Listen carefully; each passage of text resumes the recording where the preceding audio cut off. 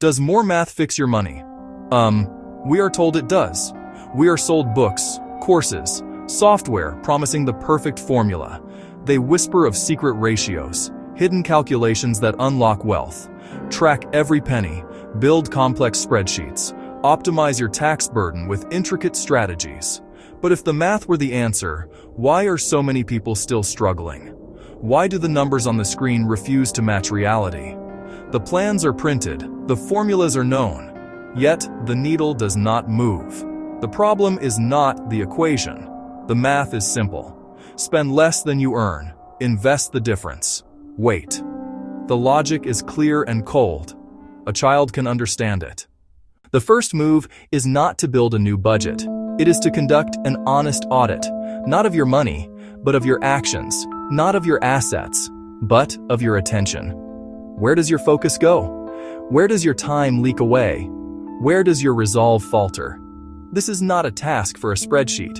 It is a task for a pen and a plain notebook. It requires a stillness that most of us actively avoid. We prefer the noise of planning to the silence of self-examination. Think of your day as a block of stone. Every choice is a strike of the chisel, the impulse purchase, the mindless scrolling, the conversation centered on envy and complaint. These are uncontrolled strikes. They chip away at the stone, leaving it misshapen and weak. The disciplined man knows what he wants to build. Each action is deliberate. Each choice is a careful, considered strike that brings the final form into clearer view. The audit is the process of watching yourself work. The world is obsessed with formulas. We want the 7 steps to success, the 3 habits of highly effective people, the 1 weird trick to financial freedom. We crave a simple recipe, but life is not a recipe. A man with a perfect plan to stay dry will still get wet if he refuses to seek shelter. The plan is worthless without seeking shelter. A man with the world's most accurate watch is still late if he does not leave on time. The tool is useless without the habit of punctuality. The formula is an illusion. It is a comforting lie. Consider 2 men. The first has a sophisticated financial plan, diversified portfolios, tax loss harvesting strategies, automated investment algorithms. Yet he cannot resist the lure of a new car. He cannot say no to an extravagant vacation. He justifies it. He moves money around. He tells himself he will make it up later. His intricate system is a beautiful, complex machine that he constantly sabotages with his own hands. His wealth is a ghost he chases but can never touch, always receding before him. The second man has a simpler plan. He saves a fixed percentage of his income. He puts it in a simple, low-cost fund. That is it. He executes with relentless consistency. When optimistic, when fearful, when friends buy toys, when the market is crashing. He does not debate it. He does not reconsider it. It is as automatic as breathing. It is a law he has written for himself, and he does not break it. After the audit comes the hardening. This is the deliberate process of building resistance. It is the forging of the will. It is not about adding more rules. It is about strengthening your ability to say no. No to the noise. No to the temptations. No to the expectations of others. This is where the real work begins. It is uncomfortable. It is solitary. It requires you to stand apart from the crowd. It is the forging of a shield against the endless barrage of wants. Start small. The goal is not to change everything at once. Win a single, specific battle every day. Choose one area of leakage from your audit. Is it the daily coffee, the mindless online shopping, the food delivery apps? Pick one. For 30 days, stop. Do not negotiate. Do not make exceptions. Simply refuse. This is not about the money you save. The amount is likely trivial. This is about proving to yourself that you are in command. The math man lives in a world of projections. He builds elegant models of his future wealth. He calculates compound interest to the 4th decimal place. He is mesmerized by the upward curve on the graph. This is his trap. He falls in love with the map and forgets the territory. He believes the numbers are real, but they are not. They are a ghost, a potential future contingent on thousands of choices not yet made. He spends his energy optimizing the unreal while neglecting the real. His focus is external. He is constantly searching for a better algorithm, a higher yield investment, a more efficient tax loophole. He consumes financial news like air, believing more information will give him an edge. He is a creature of the market, his mood rising and falling with the ticker. When the market is up, he is a genius. When it is down, he is a victim. He has outsourced his emotional state to forces beyond his control. He is a leaf in the wind, and he calls his frantic movement strategy, Consumerism is the math man's secret master. He tells himself he is a rational actor, but his desires are shaped by the very system he seeks to master.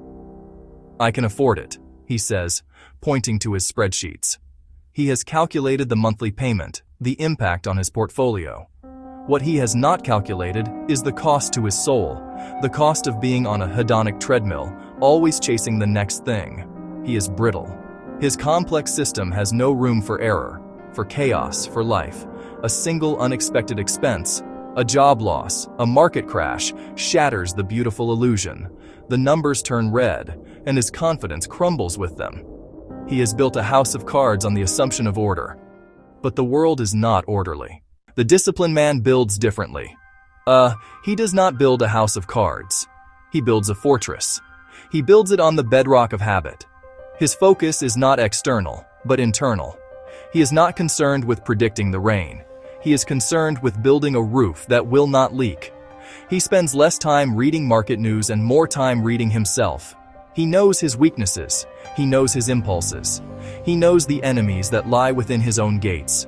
His primary work is to fortify his own mind. His system is simple, robust, and anti-fragile. He automates his savings. He invests in a handful of things he understands. He ignores the noise. He does not try to time the market. He does not chase trends. His strategy is boring. It is repetitive. It is relentless. It is built to withstand chaos. When the market crashes, his plan does not change. When his friends celebrate a bubble, his plan does not change. His actions are not dictated by greed or fear. They are dictated by his own internal logic, a law he set for himself long ago. The disciplined man's greatest asset is his ability to say no. This no is not born of deprivation. It is born of sovereignty. He is the king of his own small kingdom. He decides what comes in and what stays out. It preserves his resources for what truly matters. What is the payoff for all this refusal, this hardening, this discipline? It is not a sudden jackpot. It is not a lottery win. It is something much better. It is something real. The payoff is autarky. It is self-sufficiency. It is the quiet, unshakable power that comes from needing less than the world tells you that you need. It is the ability to walk away from a job you hate to pursue a project you love, to weather a storm that would ruin others. This freedom is the true wealth. The numbers in the bank account are just a tool to achieve it. The man who is a slave to his monthly payments, no matter how high his income, is not free. He is a well-paid servant. The disciplined man, even with a modest income, can achieve a level of sovereignty the math man only dreams of. Because his needs are few, his obligations are light. He is not easily bought. He is not easily threatened. He has created a space between himself and the world, a buffer of capital and character. The payoff is also a quiet mind. We are taught that compound interest is a mathematical miracle, and it is. But it is a miracle that is unlocked only by time and consistency.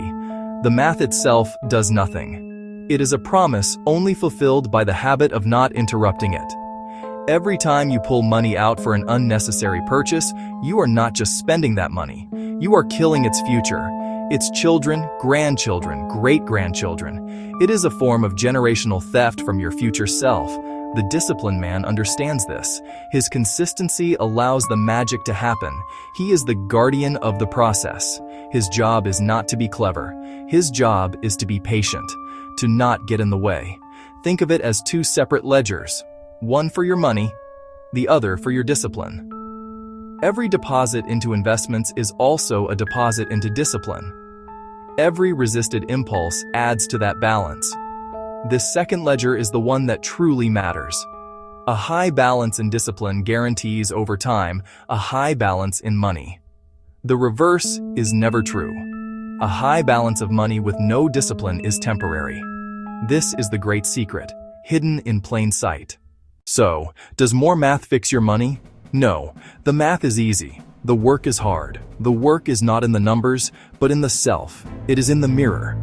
It is in the quiet moments of decision, when no one is watching. It is the choice between the easy want and the hard-won goal. It is the choice between the noise of the crowd and the quiet of your own conviction.